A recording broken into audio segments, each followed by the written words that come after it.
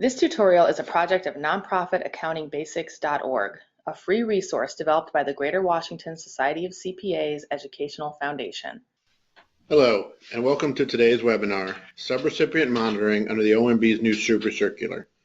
My name is Shawn Miller. I'm a partner with Caliber CPA Group in Washington, D.C. So today we're going to be talking, as mentioned, about subrecipient monitoring under the new Supercircular. So before we get into the actual subrecipient monitoring standards, let's discuss a little bit of background on the new Supercircular, making sure we're all at the same starting point. So the Supercircular came about on December 26, 2013, and you'll see the official title there, Uniform Administrative Requirements. Supercircular, also called the Uniform Guidance. Now, why is it called the Supercircular? It superseded many standards and circulars that are already out there and combined them into one Supercircular. The circulars that we're concerned about today are A122, Cost Principles for Nonprofit Organizations, and A110, Administrative Requirements for Higher Education, Hospitals, and other nonprofits. The effective dates for the Supercircular, you'll see listed here. By this point, any new federal funding will be subject to the Supercircular requirements. However, if you have an award that was issued or awarded prior to the effective dates listed here, they will be continued to be governed under the old circulars until that time when they're renewed or the initial funding runs out. What was the purpose behind the new Supercircular? Other than combining everything into one comprehensive document, why was the Supercircular issued?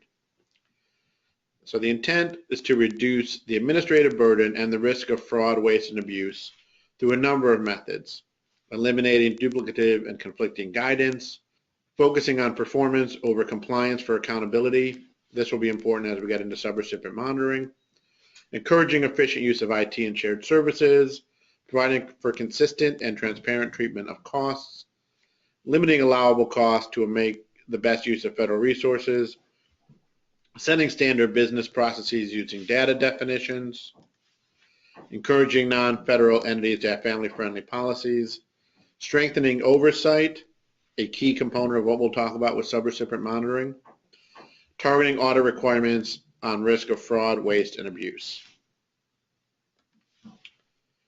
So let's get into what a subrecipient is. Before we get into the monitoring, we want to all be sure that we know what a subrecipient is and how that has changed from what was the standards to what is now the standards. Previously, under the prior circulars, a subrecipient relationship exists when funding from a pass-through entity is provided to perform a portion of the scope of work. Pretty clear. The Supercircular doesn't change that very much in substance, makes it a little more clear, I believe. A non-federal entity that receives a subaward from a pass-through entity, again, the pass-through entity being the prime awardee on the grant, to carry out part of a federal program, but is not an individual that is a beneficiary of such a program. And they also clarify that the subrecipient may also be a recipient of other federal awards. So you may be a subrecipient on one contract and be the prime and the direct awardee on another contract. One of the crucial elements to this is determining if someone is a subrecipient or a contractor. Contractor, they fall under the procurement standards. They're a subrecipient, they fall under subrecipient monitoring standards. So under the old circular was not very straightforward. Again, no single factor dictated the existence of one relationship or another. It was really on a case-by-case basis you had to make that determination. Under the new Supercircular, substance of the relationship is more important than the form of the agreement. So while the agreement may be labeled a contract and have all the visual appearance of a contract, what needs to be done is it needs to be looked through that and say, is this person just performing a service for me and my entity as the prime awardee, or are they essentially an active part of performing what the government has asked us to do under this award? And again, there's still quite a bit of gray area there. The key is consistency and documentation. making sure you document why someone was determined to be a subcontractor or why someone was determined to be a subrecipient. All right, so now getting into the subrecipient monitoring and management guidelines. Again, this is a key part of the revisions made to the Supercircular. What the OMB and the federal agencies were concerned about is that they would award a grant to an entity and they would do their vetting and their analysis of that particular entity and be comfortable with them. Then that entity would sub out a decent portion of that award to subrecipients, and the government had no comfort level with those subrecipients. So essentially what they want is greater monitoring and oversight by the prime awardee of these subrecipients. So first of all, what's in this? Again, we talked about the guidelines for distinguishing subrecipients from contractors, required data elements in subawards. Again, they want things to be consistent from an administrative standpoint, hopefully make things more efficient. In every subaward, this information has to be there. The subrecipient name and DUNS number, the federal award number, the date, period of performance, total federal awards obligated in this subaward, total federal awards obligated, and the total amount of the federal award. So again, the total amount obligated could be over 4 or 5 years, but only a piece, maybe it's actually been awarded at this point. Okay, again, some more required information there. The federal award project description, the name of the federal awarding agency, the CFDA number, identification of whether the award is R&D, and the indirect cost rate, which we'll get into momentarily. Some of this they want to make sure that all subrecipients get. That way, if a subrecipient is subject to an audit under the Supercircular, formerly known as an A133 audit, they have that information, right? There's been issues with subrecipients not being aware of what CFDA number a subaward is under, not including that properly in their audit and in their data collection form. Okay, additional information on the data elements, primarily related to indirect cost rate, and this is a change from what was under the prior circulars. An approved federally recognized indirect cost rate negotiated between the subrecipient and the federal government. So if the subrecipient has an approved indirect rate, again, if they may get direct funding, that rate needs to be part of the subaward. Now, if no such rate exists, then you can either negotiate a rate directly or use the de minimis rate, which is currently 10% of your modified total direct costs. Prior circulars had no requirement that subawards include a provision for indirect rates. Now what they say is you have to include some indirect rates. So that may reduce the program funding, may increase the total funding, but one way or another, indirect cost rates have to be provided for in all subawards going forward. You have to include a requirement that the pass-through entity have access to the subrecipient's records and financial statements. Again, they want the awarding entity to make sure they have the right to properly monitor the subrecipient down to the point of being able to go in and do an audit of that subrecipient. When you're selecting a subrecipient, they want the awarding agency to follow essentially the same criteria that the federal agency does when awarding the initial contract. They want you to do a risk assessment.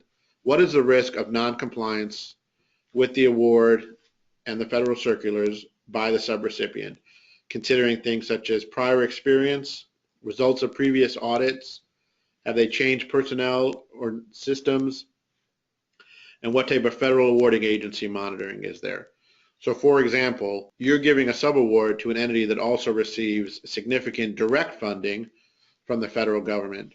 They likely have an A133 audit. They may have been audited by that particular agency.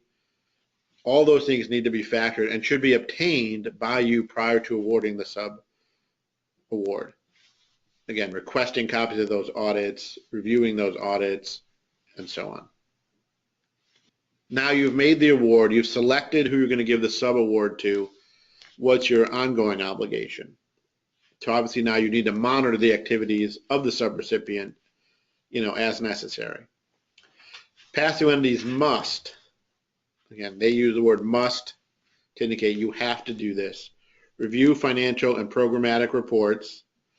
So again, in your sub-award, you have to detail out what reports you want to get from the subrecipient, what should be in those, how frequently you're going to get them, what level of detail you want, and so on.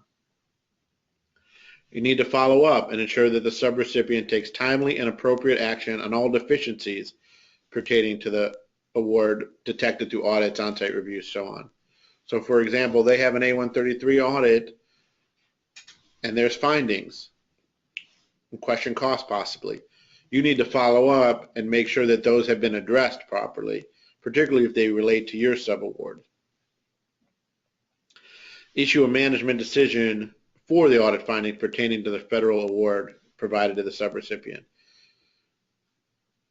So when you get their audit and you see findings, you have to document how you got around that finding. Does it impact what you award to them, or what steps are you going to take as the pass-through entity to mitigate this finding?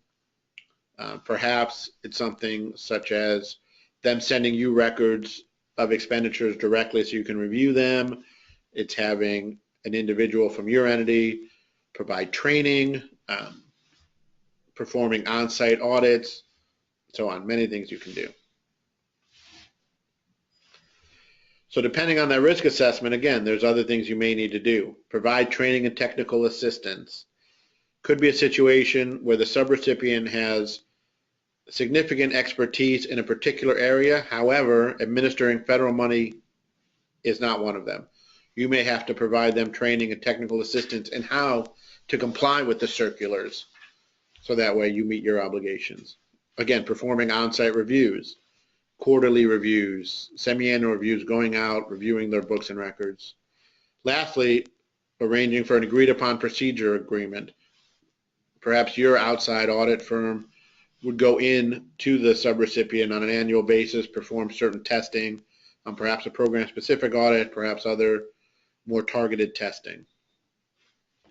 Need to ensure that they comply with the audit requirements of Subpart F. And again, need to consider the impact of the audits, the reviews, and other monitoring on your own financial records, right? You're providing funding. That's a disbursement of federal money made by you to a subrecipient. You need to make sure they're spending that in compliance, so that way your disbursement is allowable.